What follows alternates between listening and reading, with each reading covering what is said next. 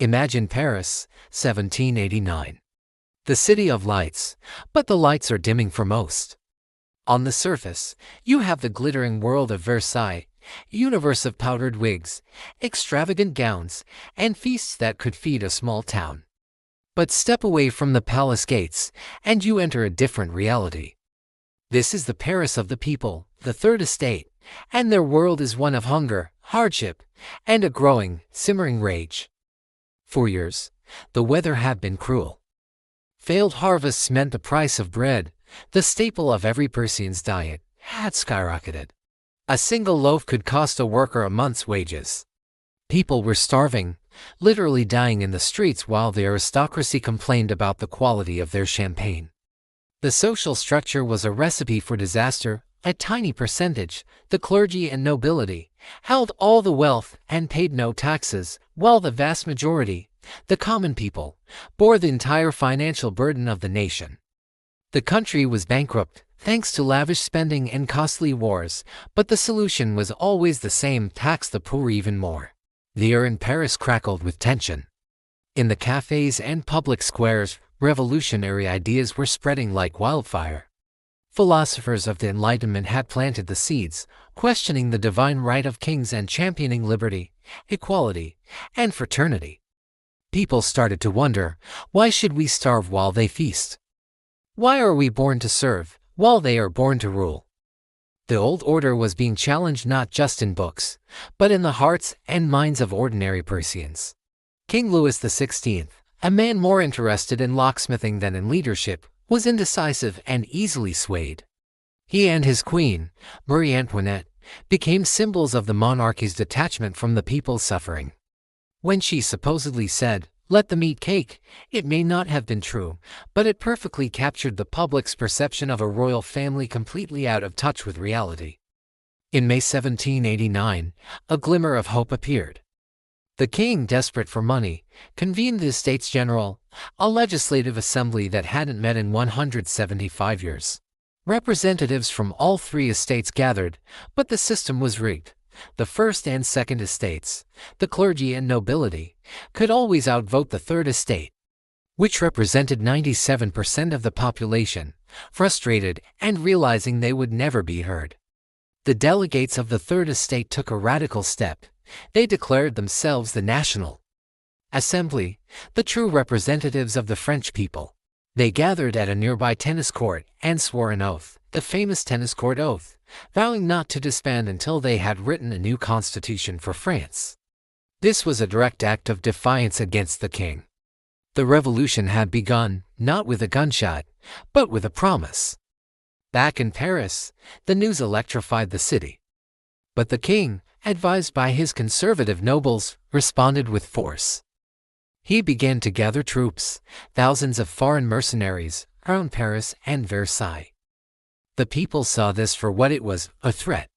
An attempt to crush their newfound hope and dissolve the National Assembly by military force. Fear turned to fury.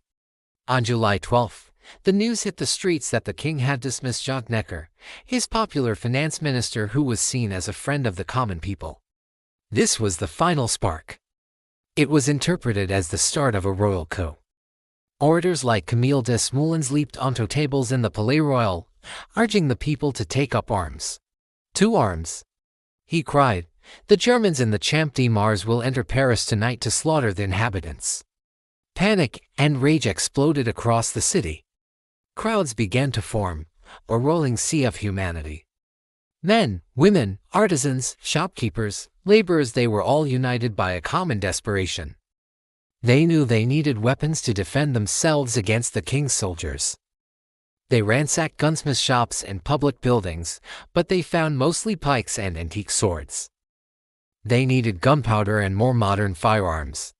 Their search led them first to the Hôtel des Invalides, a home for military veterans. On the morning of July 14th, a massive crowd, tens of thousands strong, descended upon it.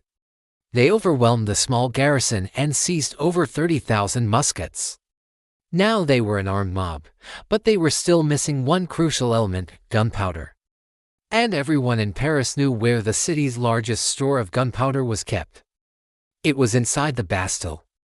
The Bastille was more than just a fortress, it was a potent symbol of royal tyranny.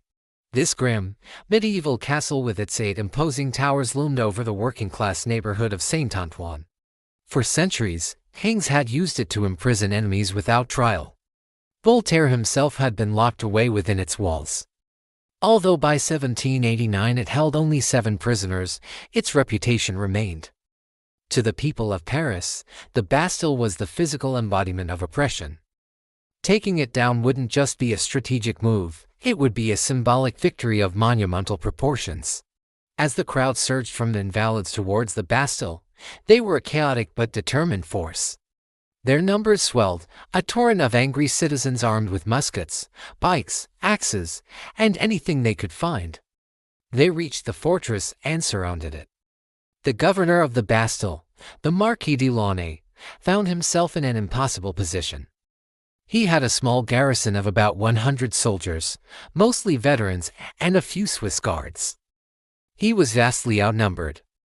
Negotiations began. Delegates from the crowd were allowed inside to speak with de Launay.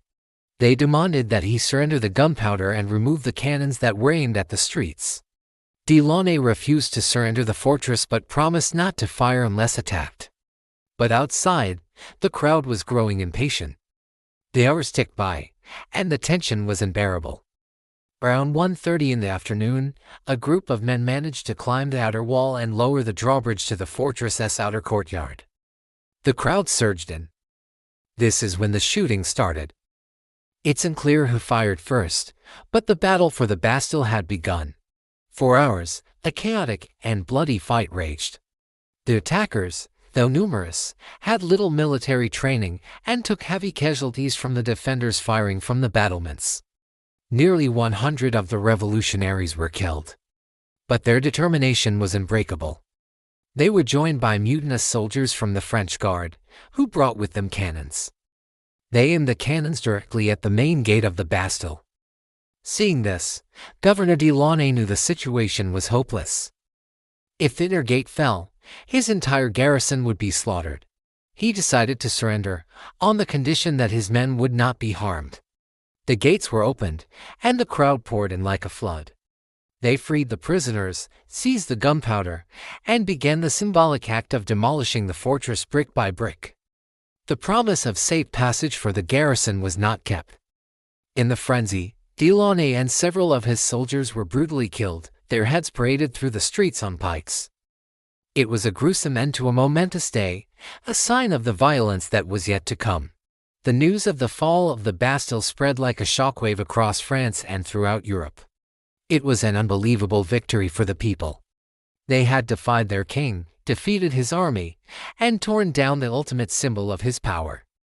When King Louis XVI was told what had happened, he asked, "Is it a revolt?" A duke famously replied, "No, sire, it is a revolution." He was right. July 14, 1789, was not just a riot over bread or a protest against a minister's dismissal. It was the moment the French people realized their own power. It marked a turning point from which there was no return, unleashing a decade of change, terror, and war that would not only topple a monarchy but reshape the very fabric of modern society. The storming of the Bastille showed that ordinary people, when pushed too far, could rise up and shatter the old world. And that is a lesson that echoes through history to this very day. Thank you for watching. If you found this journey back to 18th century Paris interesting, don't forget to like this video, subscribe to the channel, and hit the notification bell so you don't miss our next dive into history. See you next time.